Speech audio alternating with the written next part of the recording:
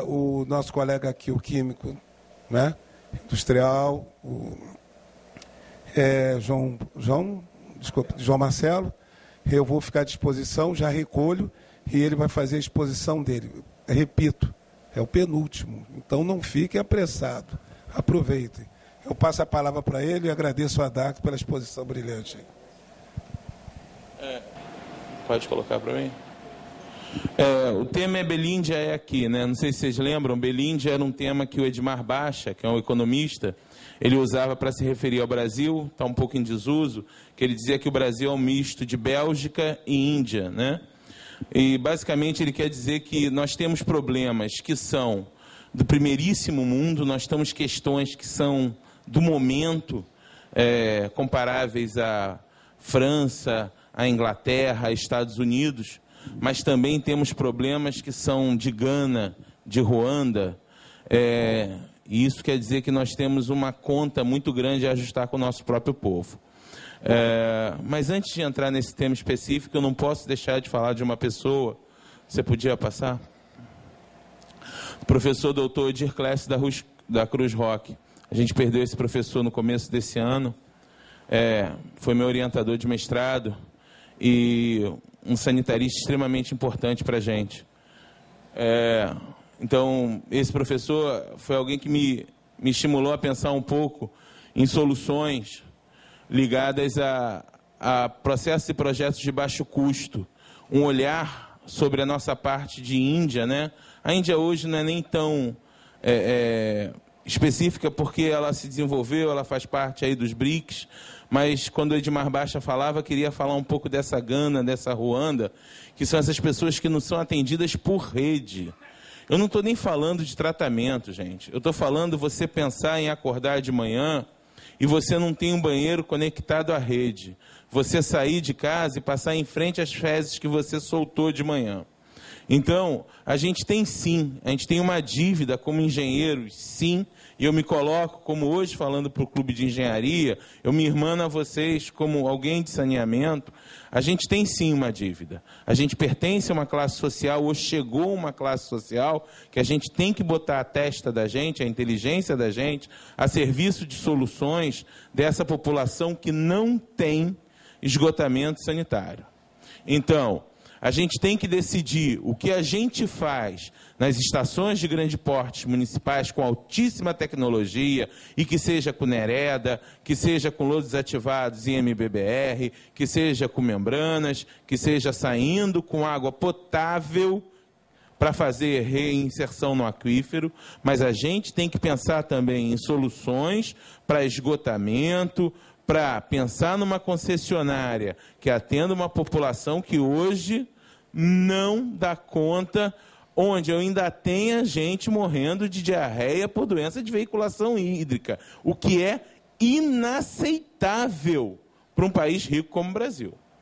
Então, eu tenho que entender se somos Belíndia ou não, e eu concordo com o professor Adacto, que perpassa por política pública e que uma palestra no Clube de Engenharia que abre um assunto como esse, me perdoe, mas nesse momento eu não vou falar mesmo qual é a FM, quanto eu tenho que aplicar de alimento sobre micro-organismo, qual é a taxa de aplicação do lodo. Vale a pena dizer mais quais são os gargalos que nós, como pessoas que são stakeholders na área de saneamento, acabam se deparando. Como uma NBR 12209 que manieta o projetista. Se eu quisesse aplicar há 2 anos atrás um ASB, eu não podia, porque não tinha na norma. A gente tinha que fazer isso com os órgãos ambientais, porque se um analista não quisesse aprovar meu projeto, eu não podia. Não tinha na ABNT. O ASB, coisa criada pelo Lettinger na década de 80, final da década de 80. Mas vamos passar, senão a gente não anda. A idealidade versus realidade. O que nessa área, eu acho que foi uma provocação ou foi um travo da questão da apresentação do Adacto, e eu vou citar muito a apresentação dele, né, porque já é um militante há muito tempo na questão. O tema era reuso, né, mas você vê que 90% da apresentação dele foi tratamento de esgoto. Por quê? porque a Bélgica está chamando por reuso, mas na verdade a gente tem uma dívida imensa de tratamento de esgoto. E se eu não tenho roda na bicicleta, a bicicleta não anda. Eu não posso falar em reuso se eu não trato. E eu não posso tratar se eu não coleto. Então, se eu não coleto, eu não trato. Se eu não trato, eu não reuso. Tem coisa errada aí. Eu preciso atender a questão da idealidade. Eu tenho um ideal, mas eu tenho a realidade que se impõe. Então, ou eu absorvo muito claramente a realidade e aí pratico a idealidade. Porque a realidade... Eu vou dar um exemplo muito claro. Ano passado, há 2, 3 anos atrás, não se falava outra coisa. O mundo vai acabar. Vai acabar porque o aquecimento global está derretendo as calotas polares todas. Vai todo mundo no Rio de Janeiro morrer afogado. E é para já. Quem está vendo nos jornais o aquecimento global? Será que acabou o aquecimento global? Não, o efeito da mídia é que dá o tom. Então, senhores, nós temos a realidade contra a idealidade, e a questão ambiental e a questão econômica. Então, quando se diz a concessionária vai tomar a decisão e o viés é político e o viés é econômico que se impõe. Então, um grupo como o Clube de Engenharia, que tem um histórico imenso, quando eu vejo uma questão como reuso ambiental e vejo uma questão como tratamento de esgoto, numa plateia grande como essa, num dia de semana chuvoso, eu começo a perceber o seguinte, começa a haver densidade, começa a haver importância sobre o tema. A coisa começa a ganhar corpo. As questões começam a ganhar seriedade. E aí, as questões ambientais versus questões econômicas podem começar a vicejar. It's the economy, stupid. Eu lembro que James Carville, quando ia fazer a campanha do Bill Clinton começou a falar muito, como é que a gente vai fazer essa campanha, E aí o James Carville falou, acaba com isso, a questão é econômica. Será, quando foi feita a alegria, as técnicas de alegria, já se conheciam muitas técnicas mais avançadas de tratamento de esgoto. Eu posso dizer isso com tranquilidade, que meu orientador foi o projetista de alegria. Grande projetista, talvez o maior projetista de lodos ativados de todos os tempos do Brasil, que é o professor Jordão. Só que, naquele momento, optou-se por fazer a técnica extremamente avançada de 1948. Você imagina usar um carro de 1948. Por quê, senhores? Porque a questão do saneamento, no que tange a tratamento de esgotos, eu não estou falando de água, em água, a SEDAI é simplesmente a maior do mundo, tem o Guinness. Em saneamento, me faz uma estação de 1948. Isso me mostra o quê? O grau de importância dado aos tratamentos de esgotos. Isso é dado no Rio? Não, a nível Brasil. Isso tem a ver com esgotamento, isso tem a ver com tratamento normal. Isso é dado no Brasil. Não é à toa que nós temos esses números para nos envergonharmos. Nós que estamos militando, eu estou há 15 anos militando nessa área,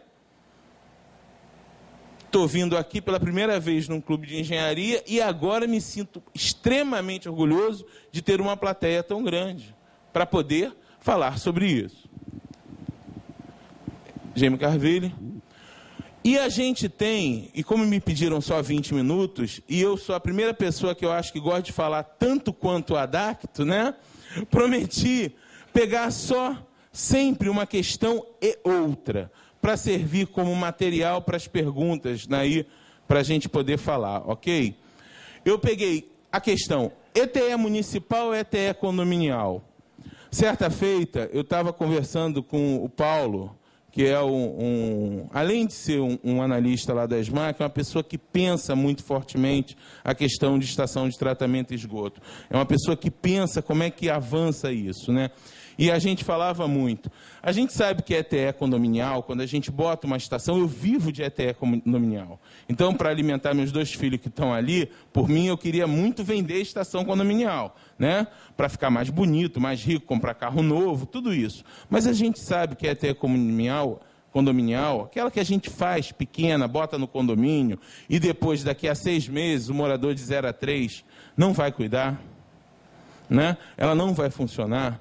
A grande questão era você ter as ETEs de grande porte, feitas por uma concessionária, que fossem cuidadas, com mais tecnologia, né?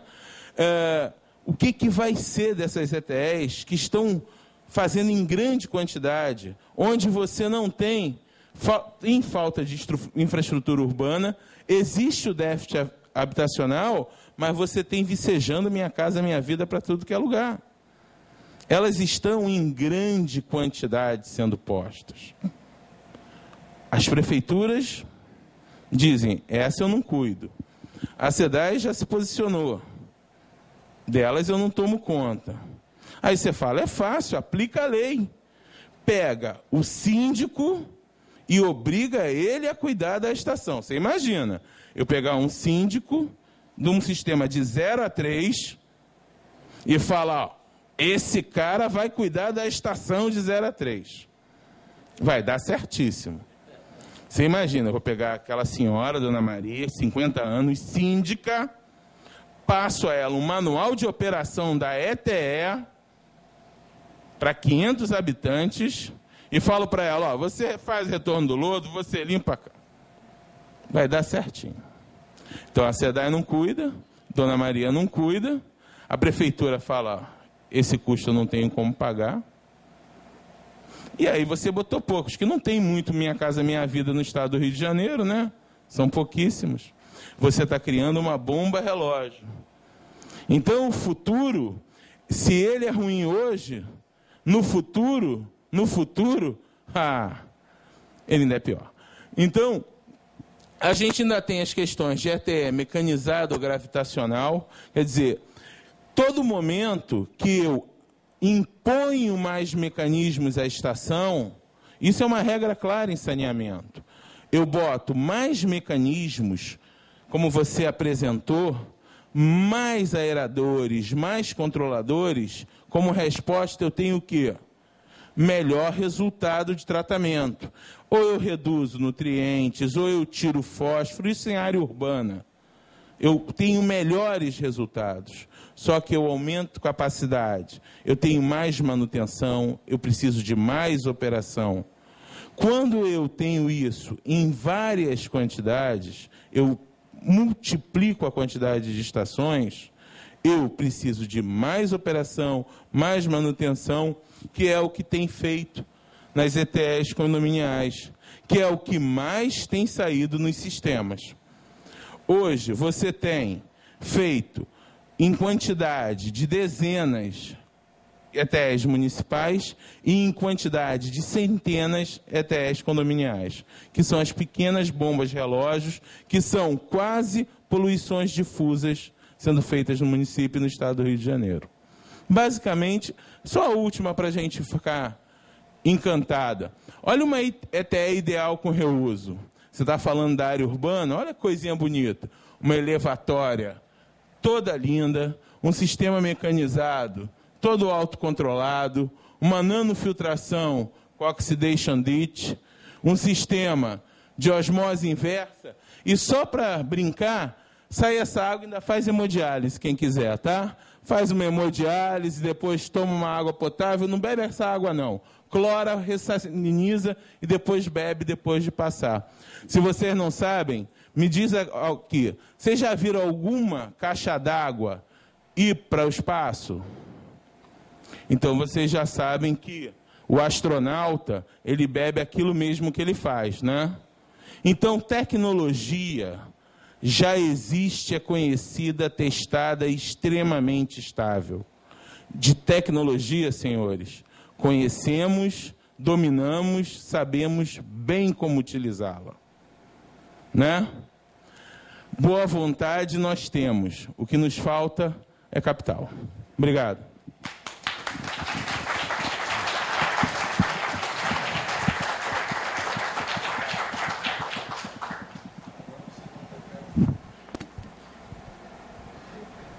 Pessoal, vocês estão muito econômicos nas perguntas aí, hein? Eita, tá dura a coisa. Silêncio absoluto e isso tudo bem, porque eu falei para não... também não é bem assim, não. Escrevam, só tem poucas perguntas aí, aproveitem, porque agora é o último expositor. É o engenheiro Miguel, da SEDAI. Prestem bastante atenção, né? Principalmente aqueles que têm alguma dúvida sobre o trabalho da SEDAI. Eu não vou falar nada. Eu sou moderador. Quem sou eu? Eu não vou ficar aqui na frente, não sei. Miguel, não sei. Opa, aplausos depois. Ou não. Fica à vontade, Miguel. Obrigado. Senhores, boa noite.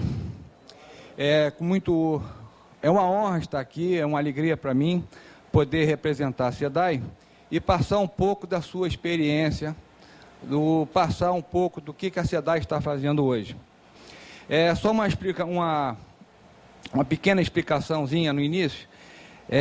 Vamos dar esta apresentação da SEDAI vai dar ênfase na questão de sustentabilidade, né, com foco em reuso. Vou passar um pouco, muito rapidamente, sobre tratamento, que eu acho que isso já foi bastante explorado aqui, e eu acho interessante vocês saberem o que a SEDAI está fazendo em termos de reuso. Pode passar, por favor? Antes de mais nada, eu gostaria de apresentar para vocês as principais estações de tratamento da SEDAI. Essas são as maiores. Tem um apontador? Não, né? Nós temos, só nesse slide aqui, eu vou ficar um pouco na frente. Nós temos aqui a ET Alegria, com capacidade de tratamento a nível primário de 5.000 litros por segundo e nível secundário de 2.500. Depois eu gostaria de conversar com o nobre colega aqui sobre essa questão de estação de 1948, né?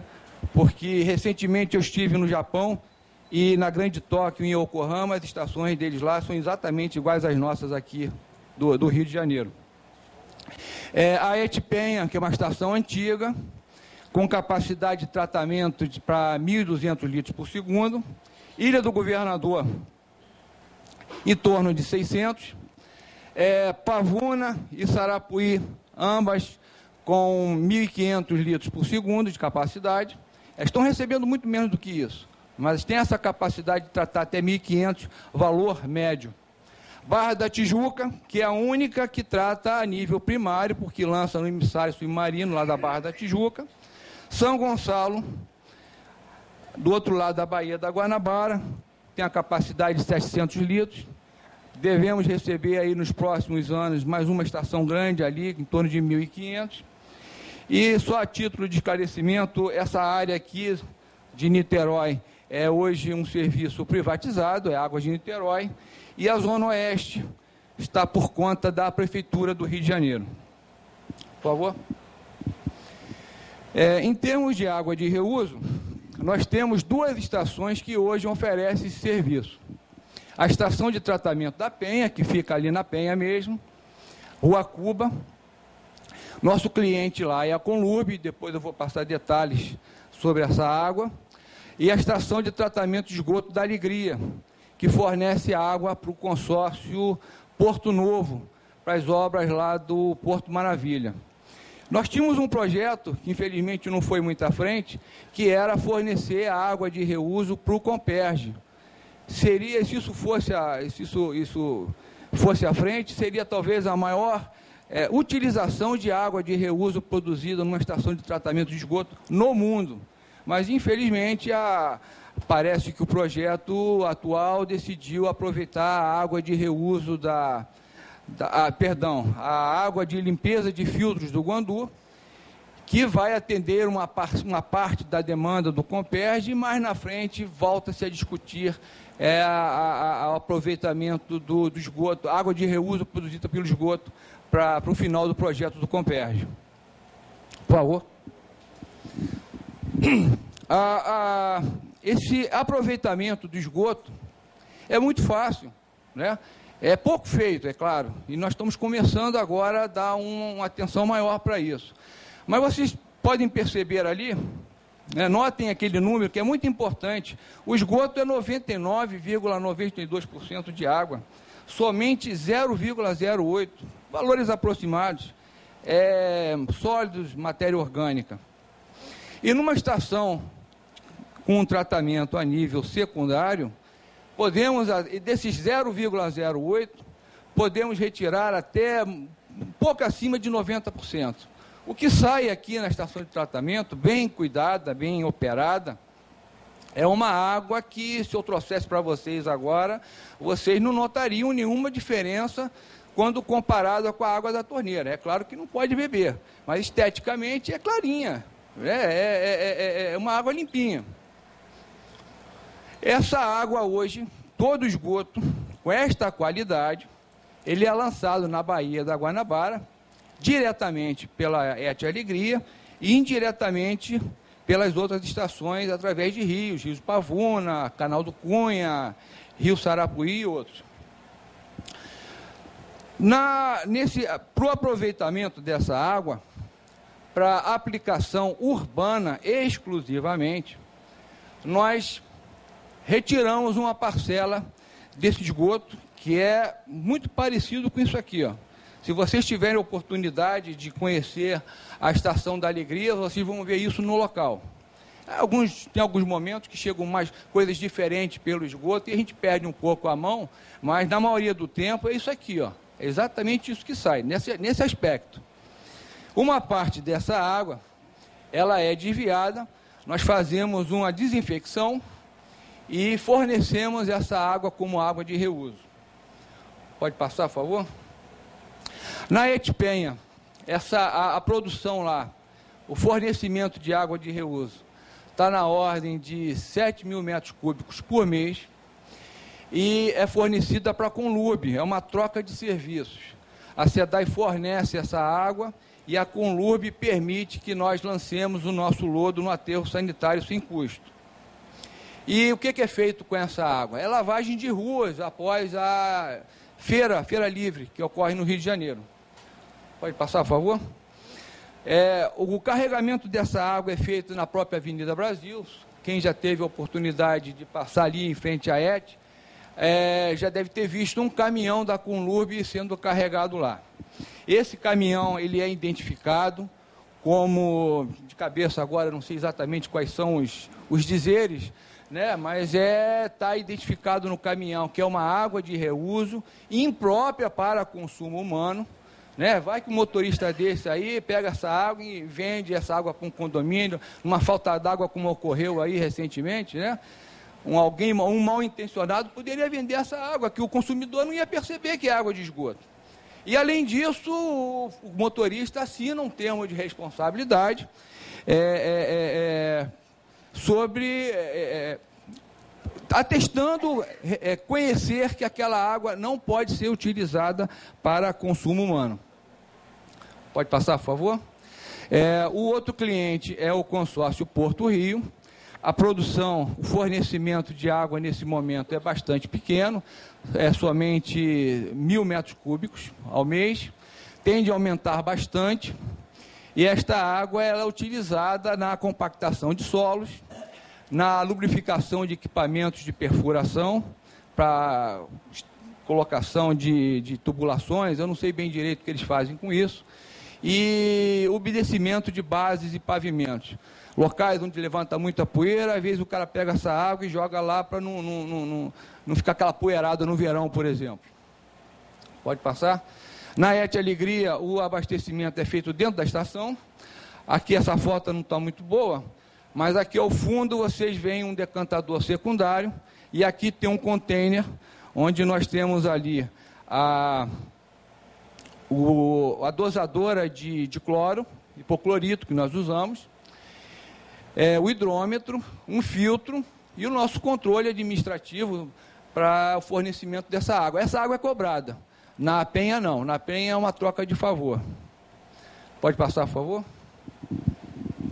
Quais são os parâmetros de controle de qualidade dessa água de reuso? nós monitoramos os trialometanos. Não existe nenhuma legislação que nos obrigue a fazer isso hoje, mas dada a importância disso, porque essa substância, esse composto é o resultado da reação do cloro com a matéria orgânica, isso tem preocupado muita gente, acreditamos que futuramente isso venha a ser discutido na água de reuso. Então, nós já saímos na frente, já estamos monitorando isso, sem existir um limite máximo para esse valor, nós estamos mantendo um banco de dados para que futuramente isso sirva de discussão e até objeto de pesquisa. O cloro residual. O cloro residual, ele sai das estações em torno de 2 miligramas por litro, pH em torno de 7, turbidez menor do que 4. Vocês têm ideia de qual é a turbidez da água que sai do Guandu, da água que você recebe em casa? O colega do Guandu pode dizer? Eu também não sei. A turbidez da água do Guandu? 0,5. Então, 4 não é uma coisa assim... 4 ainda confere ao líquido uma aparência bastante agradável, né? Coliformes. Coliformes, a contagem de coliforme é muito difícil, é muito demorada, e a gente não pode prender um caminhão até que se faça essa contagem. Então, a nossa meta é controlar ausência ou presença. Então, nós fornecemos água de reuso com ausência de coliformes fecais. A título de comparação, vocês terem ideia do que é ruim em termos de número de coliformes fecais, o padrão de balneabilidade estabelecido pelo CONAMA 274 classifica como satisfatório aquela água que tem até 1.000 coliformes por 100 ml. A nossa água é 0 de coliforme. E metais pesados também nós monitoramos. Por favor. A nossa maior dificuldade na prestação desse serviço é você fazer o controle da qualidade desse produto. Porque nós não temos instrumentos regulatórios sobre esse tema. E também não há um incentivo do governo e de instituições. Enfim, hoje aparece espontaneamente alguns interessados em utilizar essa água de reuso. E nós, nesse momento, decidimos focar naquela água para uso urbano, porque oferece menos risco à população. Né? Nesse momento, a gente não pensa em fornecer água para agricultura, para outros usos, recreação, né? Construção de lagos, porque é uma coisa, é um tema que ainda está naquela região do lusco-fusco. Certo? No Brasil, nós temos a resolução 24 do Conselho Nacional de Recursos Hídricos, que define critérios para uma regulamentação futura, mas objetivamente ela não estabelece nenhum limite. Certo? Em São Paulo, pode passar para o próximo. Esse aqui é um quadro muito importante, né? Num relatório emitido pela EPA, a Agência de Proteção Ambiental Americana, um relatório recente de 2012, esse quadro foi extraído de lá. Vocês podem perceber que mesmo nos Estados Unidos, por exemplo, água de reuso para fins industriais, somente 31 estados têm algum tipo de diretriz, regulamentação, né? Os outros estados não têm nada. Água para consumo, água potável, uso indireto, para recarga de lençóis, somente 9 estados. Isso nos Estados Unidos. Certo? Em São Paulo, a CETERB está num processo de consulta pública da primeira regulamentação brasileira sobre a produção e o uso dessa água. Né? Então, objetivamente, não temos nenhuma regulamentação aqui no Brasil sobre o que podemos e o que não podemos fornecer em termos de água de reuso. Pode passar?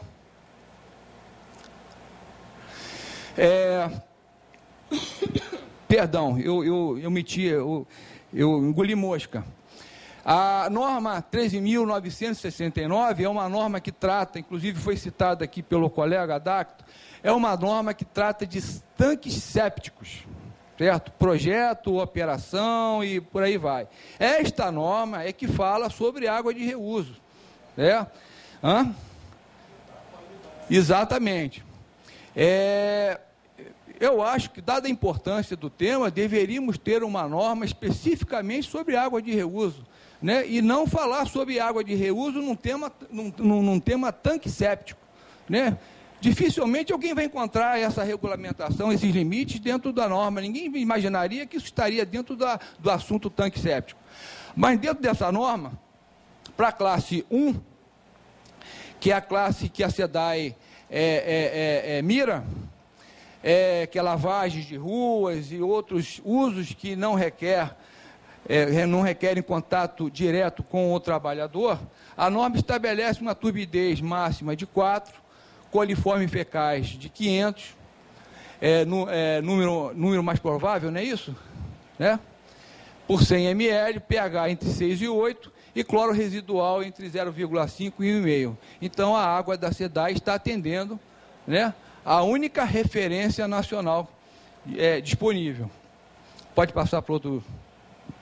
perdão, está aqui. Eu achei que tivesse engolido aqui um slide, mas essa é a proposta, é o que está se discutindo hoje no Brasil, que é uma proposta da CETESB de regulamentação para esse tema, água de reuso.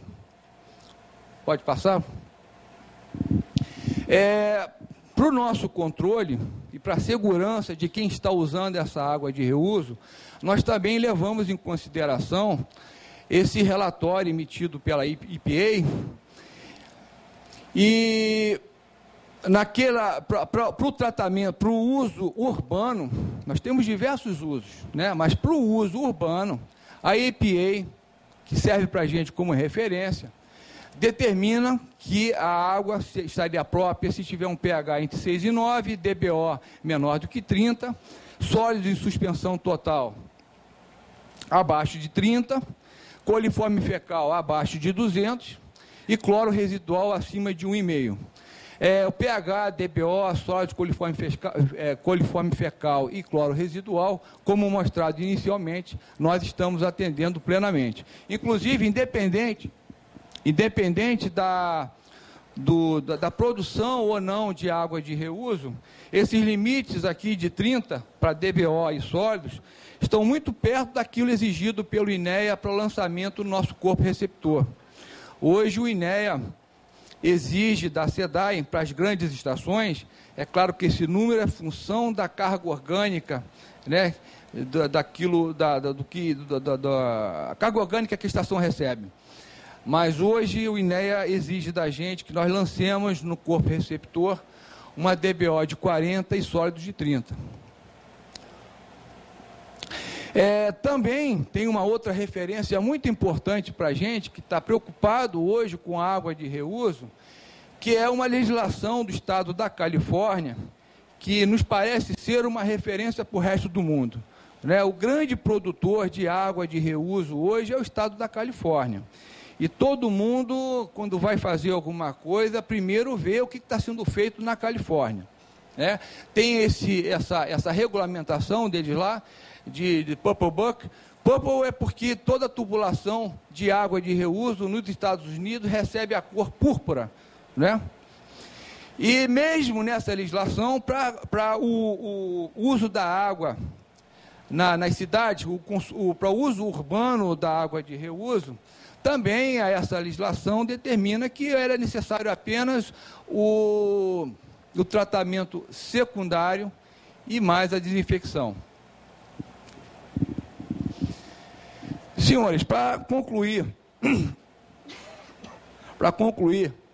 essa abordagem da água de reuso, eu fecho aqui, antes de falar no outro reuso, que é o reuso do esgoto, eu fecho aqui com os nossos desafios que a SEDAI encontra, que a SEDAI trouxe para si, que é intensificar o consumo dessa água de reuso, né? Só na Alegria nós despejamos na Baía da Guanabara, que não precisaria dessa água, né? Alguns rios em que você retirou água, seria muito conveniente você recarregar esses rios com a vazão que você retirou. Mas a Bahia não precisa dessa água, né? Nós estamos despejando uma água pura na Baía da Guanabara, 2.000 litros, 2.500 litros por segundo. Olha a capacidade de fornecimento de água de reuso que nós temos, está sendo pouco explorado, né? E buscar parcerias também com as universidades, para que a gente conheça mais, façamos aqui uma avaliação dos riscos envolvidos no uso dessa água, né? Porque é uma beleza a ser explorada, é um recurso mal aproveitado, mas também tem os seus riscos.